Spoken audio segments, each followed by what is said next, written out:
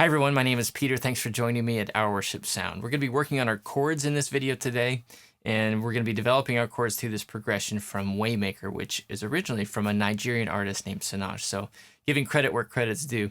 That original recording is in a key of B major. We're going to be working on this progression in the key of C major, just to make it a little bit easier to communicate.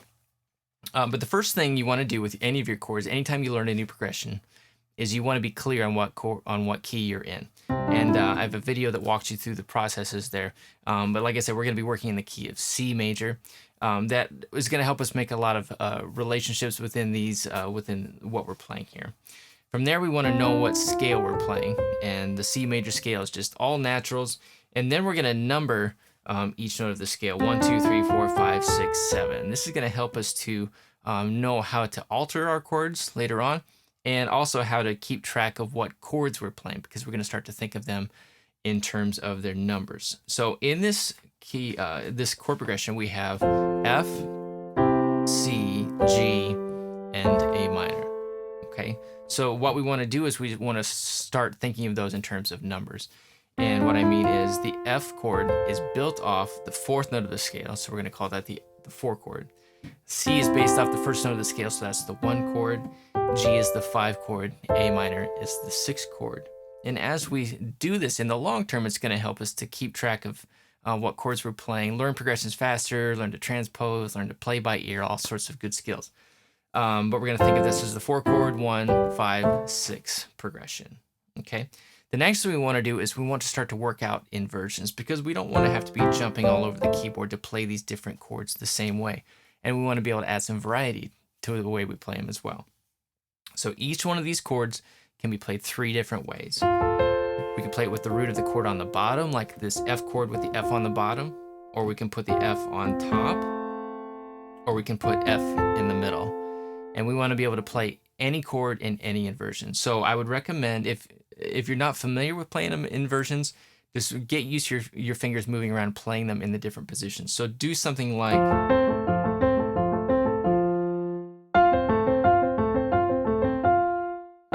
in the middle, and then repeat that same exercise with any of the chords here. And that's just going to get your fingers familiar with playing these chords in different positions. Once we're comfortable with each of the chords and in their positions, we can work on how to put the different inversions together and combine them into a chord progression that sounds smooth. So here's how I would recommend you do that. Choose one note of the scale, put that on top of all your chords, or try to build your chords so that that note is on top of all these chords. So for example, let's take like the first note of this scale, the top note of the scale, and let's build all of our chords around that.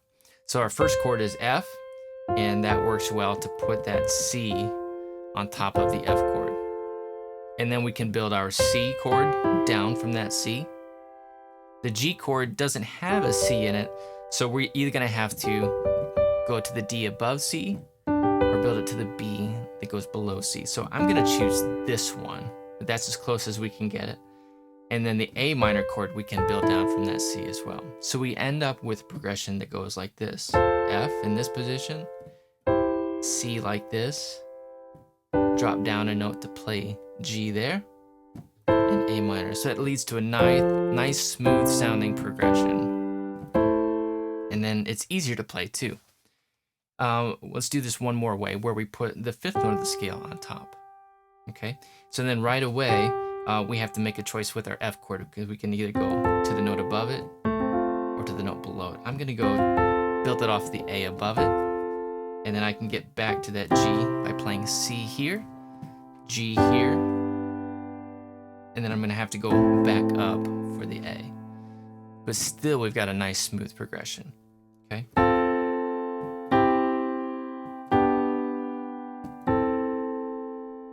Okay, now left hand, I'm going to do one of 3 things. I'm either going to just play the root of the chord down here, so F, C,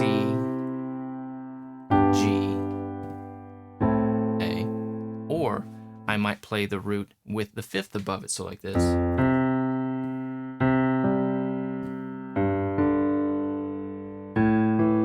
Or I might add an octave as well.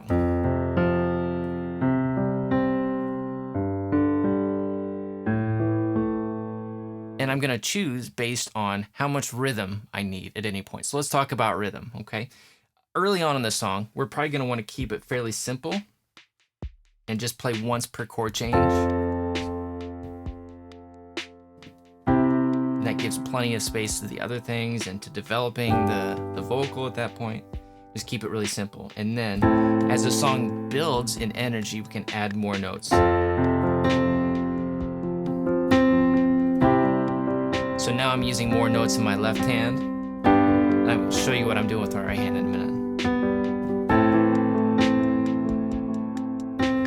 So all I'm doing is I'm playing the chord, playing the root in my left hand, then I finish it out with the left hand, and then I use whatever notes I'm playing with the thumbs of my left hand and right hand working together to create a rhythm. So something like this.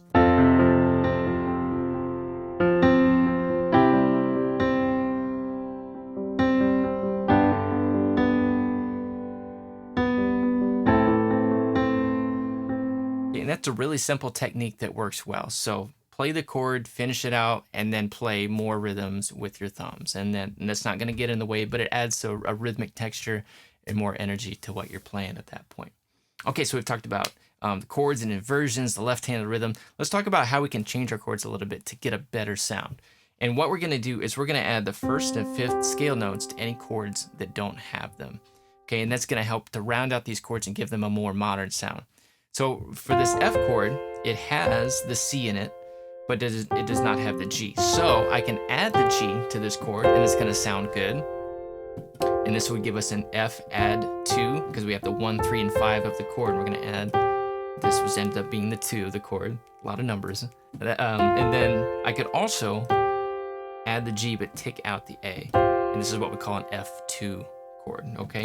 So either way, and then with the inversion that I've chosen, I'm going to end up playing it down here. Okay? And already we're getting like a more open kind of modern sound to it. The C has both the C and G, so I'm not going to change that right now. The G chord, what we'll do a lot of times is it has the G, but it does not have the C. So to get the C, what we're going to do is we're going to change the B, take it out, and put a C in instead. And this results in what's called a G sus4 chord. You've probably seen that, okay? And it's okay to add that a lot of times, even if it's not notated in the chart. So we're going to change it to the G sus. And then for the A minor, it has the C but not the G, so we can add the G. Or, this is another thing I like to do. Since the A is already being played in the left hand, I like to take it out of the right hand. And that just gives a little bit cleaner sound. We can hear all the notes a little bit more clearly. So we're going to end up with this. Basically substituting the G for the A in that chord, okay? So with these changes, the chord progression sounds like this.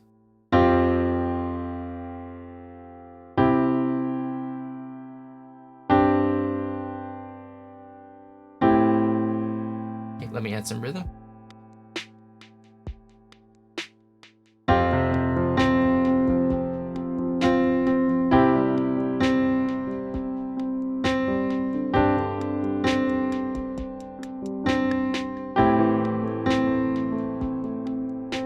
So already that sounds quite a bit better than where we started.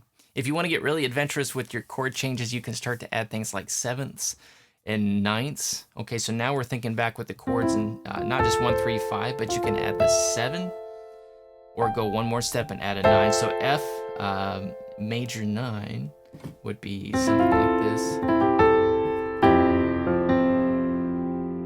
We could do a C major 9.